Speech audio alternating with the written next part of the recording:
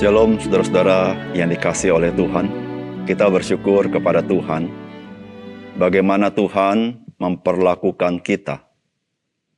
Dia mengasihi kita dengan mempercayakan hal-hal yang berharga kepada kita untuk kita kelola dengan baik. Saudara, bagaimanakah sikap kita kepada Tuhan yang begitu mengasihi kita dan yang mempercayai kita? Apakah kita mengasihi Dia dan mempercayakan hidup kita kepada Tuhan? Salam jumpa dalam program Tuhan adalah Gembalaku.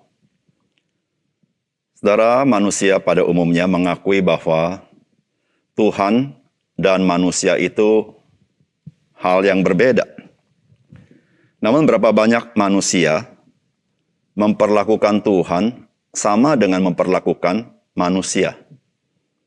Sebagai contoh, bahwa manusia memperlakukan manusia yang lain dengan falsafah, melihat dulu baru percaya. Mengapa demikian? Hal ini masuk akal karena seunggul-unggulnya manusia, dia adalah manusia yang tidak sempurna. Maksudnya adalah, meskipun orang tersebut mau melakukan yang terbaik, tanpa hendak merugikan orang lain, namun tetap saja dia tidak memiliki kedaulatan mutlak untuk melakukan semuanya itu. Sehingga tidak heran kalau orang mempunyai falsafah, dia lihat dulu, baru dia percaya. Bagaimana sikap manusia kepada Tuhan? Saudara, apakah kita bisa bersikap bahwa kita lihat dulu, baru percaya? Bukankah Tuhan memiliki kebaikan yang mutlak dan memiliki kedaulatan yang mutlak? Saudara-saudara, kita tidak bisa memperlakukan Tuhan seperti memperlakukan manusia, karena itu berbeda sekali. Mari kita mempelajari firman Tuhan dari Yohanes pasal 11 ayat 38 sampai dengan 44. Maka masgullah pula hati Yesus, lalu ia pergi ke kubur itu. Kubur itu adalah sebuah gua yang ditutup dengan batu. Kata Yesus, angkat batu itu. Marta, saudara orang yang meninggal itu, berkata kepadanya, Tuhan, ia sudah berbau sebab sudah 4 hari ia mati. Jawab Yesus, bukankah sudah kukatakan kepadamu, jikalau engkau percaya, engkau akan melihat kemuliaan Allah. Maka mereka mengangkat batu itu. Lalu Yesus menengadah ke atas dan berkata, Bapa, aku mengucap syukur kepadamu karena engkau telah mendengarkan aku. Aku tahu bahwa engkau selalu mendengarkan aku, tetapi oleh karena orang banyak yang berdiri di sini mengelilingi aku mengatakannya supaya mereka percaya bahwa engkaulah yang telah mengutus aku. Dan sesudah berkata demikian, berserulah ia dengan suara keras, Lazarus, marilah keluar. Orang yang telah mati itu datang keluar. Kaki dan tangannya masih terikat dengan kain kapan dan mukanya tertutup dengan kain peluh.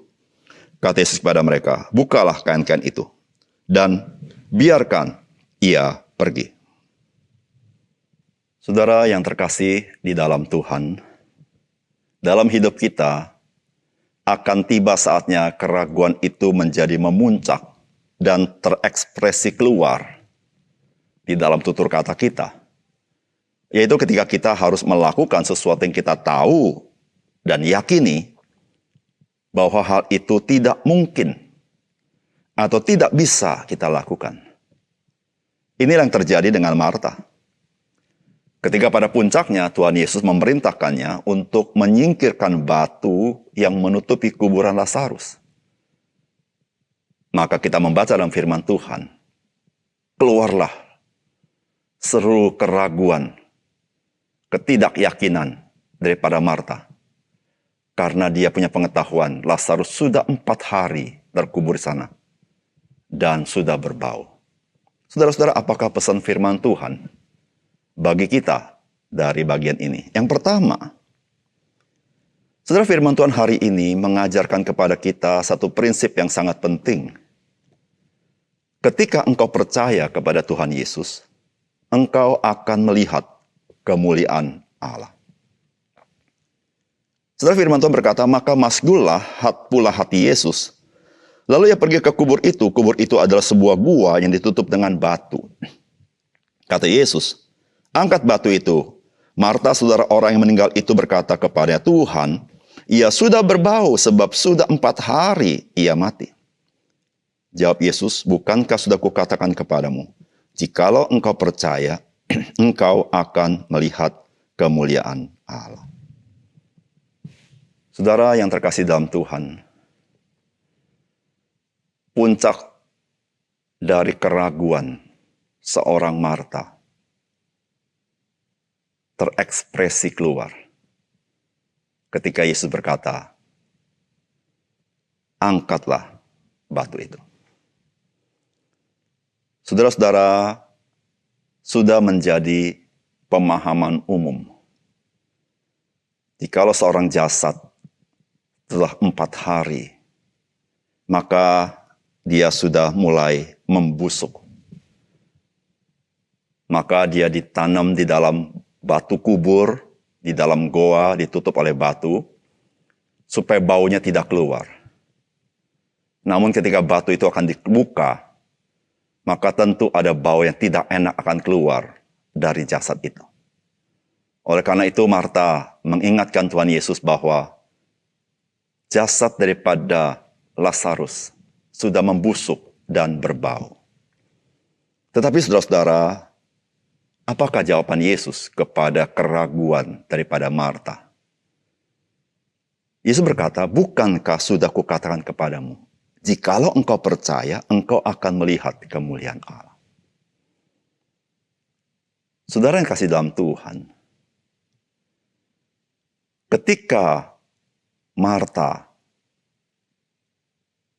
menyimpulkan sesuatu berdasarkan hal-hal yang sifatnya natural, maka Marta membatasi akan kuasa Allah dengan pengetahuan itu. Saudara, kita pun bisa berbuat seperti itu. Kita tahu Tuhan sanggup melakukan segala perkara, namun seluruh pengetahuan kita mengenai segala sesuatu yang sifatnya lumrah terjadi, atau sebut juga natural, maka kita selalu terbungkus atau terkungkung oleh pengetahuan kita itu. Sehingga kita tidak sadar, kita menaruh Allah di dalam kungkungan itu. Dan Tuhan Yesus berkata apa? Jikalau engkau percaya, engkau akan melihat kemuliaan Allah.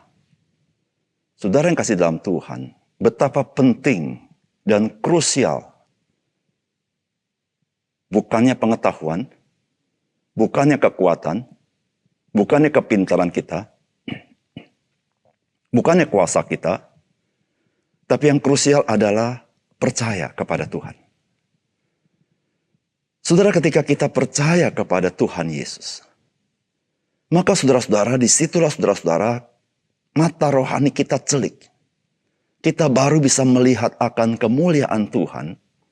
Kita baru bisa mengalami kemuliaan Tuhan. Dan mungkin saudara, selalu ada pertanyaan dalam pikiran kita. Bagaimanakah mungkin hal itu terjadi? Disitulah saudara-saudara mengapa peristiwa Lazarus ini perlu Tuhan Yesus lakukan. Supaya kita mengerti maksud daripada Tuhan. Kalau engkau percaya, engkau melihat kemuliaan Allah. Saudara-saudara, Lazarus sudah 4 hari dikubur. Tidak ada kemungkinan Lazarus masih bisa hidup. Tetapi saudara, ketika mereka percaya, sesuatu yang sifatnya mustahil, yang tidak mungkin, Allah menerobos masuk menjadi sesuatu yang tidak mustahil. Allah bekerja melampaui akal budi kita. Dan itu yang Yesus lakukan. Dia adalah anak Allah itu sendiri. Dan dia membangkitkan Lazarus dari antara orang mati. Dan saudara-saudara, itulah mereka melihat kemuliaan Allah. Saudara yang kasih dalam Tuhan, ketika saudara dan saya percaya kepada Yesus Kristus, saudara akan melihat kemuliaan Allah yang lebih besar daripada kebangkitan Lazarus dari antara orang mati. Karena yang Allah berikan kepada kita, kemuliaan itu melampaui kemuliaan dunia ini. Melampaui kemuliaan hidup yang fana ini. Satu kemuliaan yang tidak dapat dibeli oleh apapun. Hanya satu saja, ketika engkau percaya kepada Yesus Kristus. Dan Yesus berkata, karena engkau mengenal namaku, maka aku memberikan kemuliaan itu kepadamu. Saudara yang kasih dalam Tuhan, melihat kemuliaan Allah merupakan privilege atau kasih karunia. Ada banyak penyataan kemuliaan Allah di dalam kehidupan orang-orang yang percaya. Ketika kita percaya, kita melihat itu dengan mata rohani kita. Dan satu kali nanti, kita akan menyaksikan itu di dalam kehidupan kita yang akan datang. Yang kedua, saudara, firman Tuhan hari ini mengajarkan kepada kita bahwa Bapa di surga selalu berkenan atas apa yang Tuhan Yesus lakukan dan katakan. Firman Tuhan berkata, maka mereka mengangkat batu itu, lalu Yesus menengadah ke atas dan berkata, Bapa, aku mengucap syukur kepadamu karena engkau telah mendengarkan aku. Aku tahu bahwa engkau selalu mendengarkan aku, tetapi oleh karena orang banyak berdiri di sini mengelilingi aku mengatakannya supaya mereka percaya bahwa engkaulah yang telah mengutus aku. Dan sesudah berkata demikian, berserulah ia dengan suara keras, Lazarus, marilah keluar. Orang yang telah mati itu datang keluar. Kaki dan tangannya masih terikat dengan kain kapan, dan muka tertutup dengan kain peluh. Kata Yesus kepada mereka, bukalah kain-kain itu, dan biarkan ia pergi. Saudara yang kasih dalam Tuhan, tidak mudah untuk dipahami bagaimana Yesus dan Bapa itu satu. Dan bagaimana Yesus melakukan segala perkara itu berkenan kepada Bapa. Oleh karena itu, saudara-saudara, Yesus perlu menyatakannya itu. Saudara, Yesus tidak perlu berdoa untuk membangkitkan Lazarus. Yesus tinggal memanggil Lazarus. Lazarus bangkit, maka Lazarus akan bangkit. Tetapi sebelum Yesus mengatakan hal itu, Yesus berkata dulu kepada Bapa di surga. Dengan suara yang terdengar oleh orang banyak. Bahwa Yesus berkata bahwa dia mengucap syukur bahwa Bapa di surga pasti mendengarkan Tuhan Yesus. Dan telah mendengarkan Tuhan Yesus. Bahkan dikatakan bahwa Bapa selalu mendengarkan Yesus. Dan mengapa Yesus mengatakan hal ini? Supaya orang-orang sekitar itu mengerti apa yang Yesus lakukan. Ketika Yesus berkata, Lazarus, marilah keluar. Yesus memberitahukan, mengapa Lazarus itu keluar? Karena apa yang diperbuat dan dikatakan Yesus selalu berkenan kepada Allah. Karena dia adalah anak Allah itu sendiri. Saudara yang dikasihi oleh Tuhan, kita tidak bisa memahami mengenai kesatuan Yesus Kristus dengan Allah Bapa. Namun firman Tuhan menerangkan kepada kita secara mudah supaya saudara dan saya memahami. Yesus menyatakannya itu ketika dia memanggil Lazarus untuk bangkit dari antara orang mati. Maka kita harus tahu ada kesatuan antara Yesus Kristus dengan Allah Bapa. Yesus tidak perlu berdoa untuk membangkitkan Lazarus. Yesus tidak perlu berdoa untuk menyembuhkan orang. Saudara, Yesus hanya berkata-kata. Yesus tidak perlu berdoa untuk menenangkan laut. Dia hanya berkata-kata. Yesus tidak perlu berdoa untuk mengusir setan. Dia hanya berkata-kata. Saudara yang kasih dalam Tuhan, mengapa itu terjadi? Karena Bapa berkenan kepada perkataan dan perbuatan Tuhan Yesus. Maka ketika di atas kayu salib, ketika seorang penjahat berkata, ingatlah aku ketika engkau datang sebagai raja. Maka Yesus tidak perlu berdoa kepada Bapa. Dia berkata, hari ini juga engkau bersama-sama dengan aku di Firdaus. Saudara yang kasih dalam Tuhan, tidak ada seorang manusia yang dapat berbuat seperti ini. Karena dia seorang manusia semata-mata.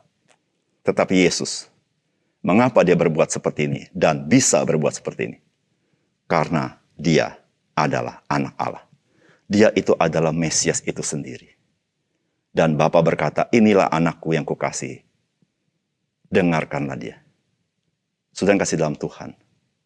Mengenal Yesus adalah mengenal Bapa. Percaya kepada Yesus adalah percaya kepada Bapa di surga. Tidak mengenal Yesus sama dengan tidak mengenal Bapa. Tidak percaya kepada Yesus sama dengan engkau tidak percaya kepada Allah.